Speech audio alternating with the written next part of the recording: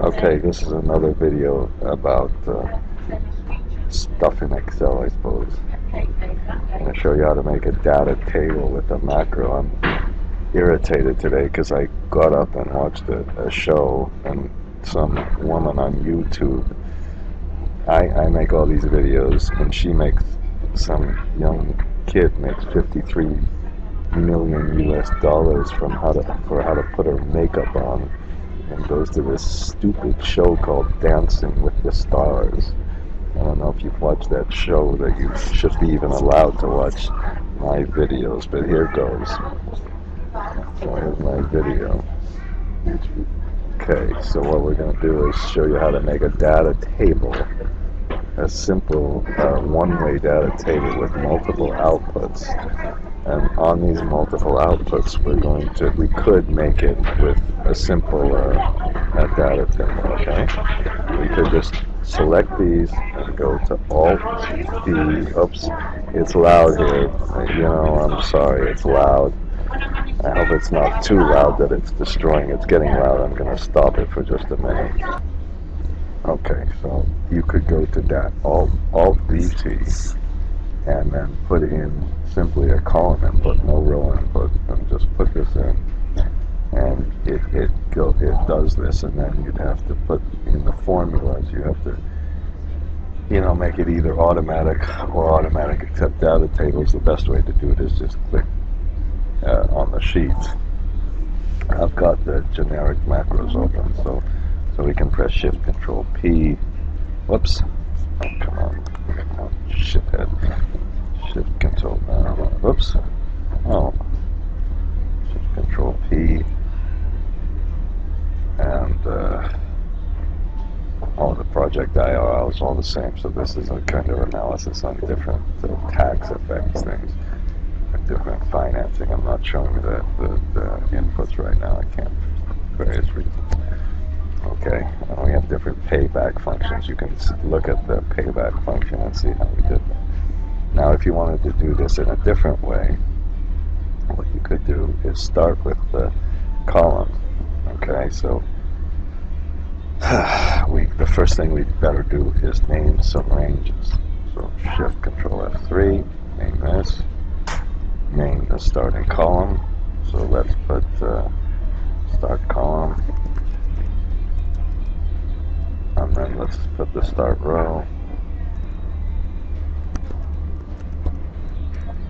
and then let's put the end column. We might not have to do that, and then put the end row. This just make sure it's flexible, so you put equals column, and you go to the start column. Now, the reason I'm doing this, I tend to make some of these videos too complicated. And let's put the start row. Let's just row, okay. Tab, and click on the first row. That's good enough. And then the end column. And go to the last column and the last row. Okay, and now once I hope that this will be pretty easy, and then finally let's make this whole thing a range name. I'm gonna select this and call it outputs. We could have done this with a range name with a Shift Control F3 too. Okay, now once we have the outputs, so let's just work through how we'll do this now. And now let's name these ranges, which I think I forgot to do. And then we'll go to our developer tab and go to our macros. We'll go to the reset one. I'm sorry it's getting a little loud. I think I'm going to have to stop again. Okay. There are a lot of people talking around here.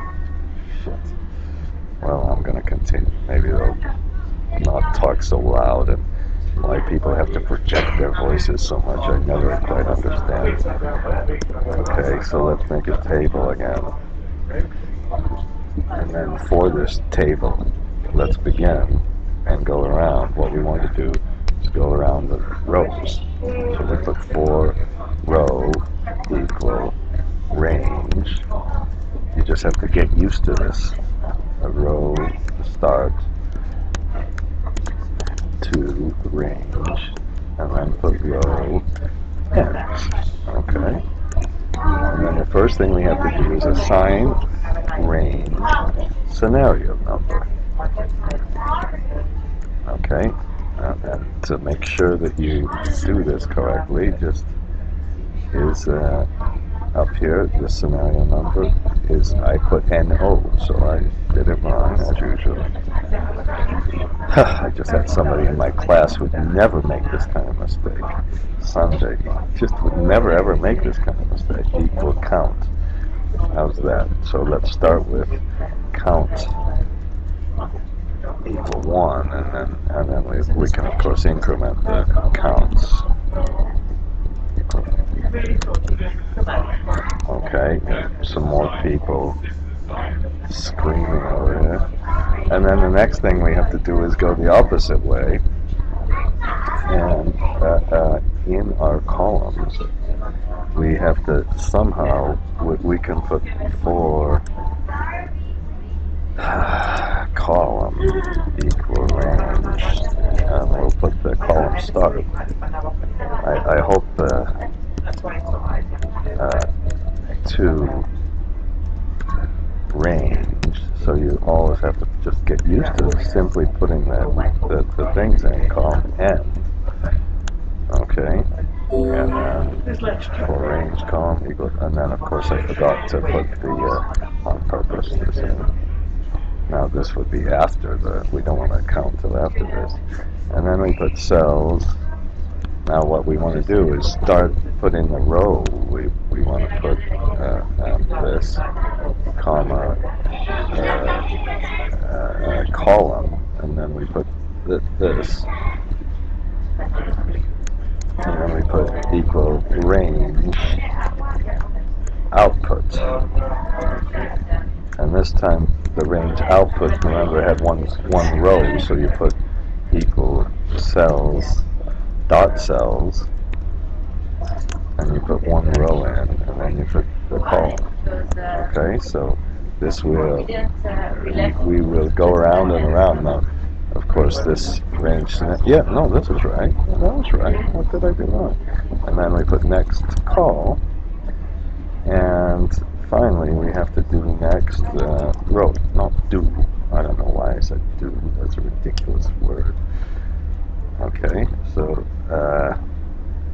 let's tab over, and then once we have these, we can tab over again, make it the format. Of course, that's not necessary, and that's how fast. It's not quite as fast as making a data table, but now it's so more flexible, and it doesn't mess up the calculations. And you can make graphs from it much easier. Blah blah blah blah. There are about 10 things. Now I'm going to stop this before I test it. Okay, I just can't believe that I made about every mistake that you could possibly make. But first thing I did was I named the start and end rows wrong. Secondly, I named the outputs instead of outputs. Third, and most importantly, I didn't count around.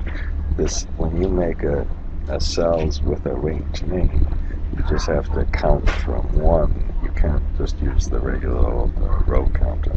But other than that, other than making a mistake on just about every line, it's worked. It doesn't take so long, and then you can just run the make table and what it's doing each time, changing the scenario number, and recomputing all these things. Okay, a lot of these things had a pretty minor impact.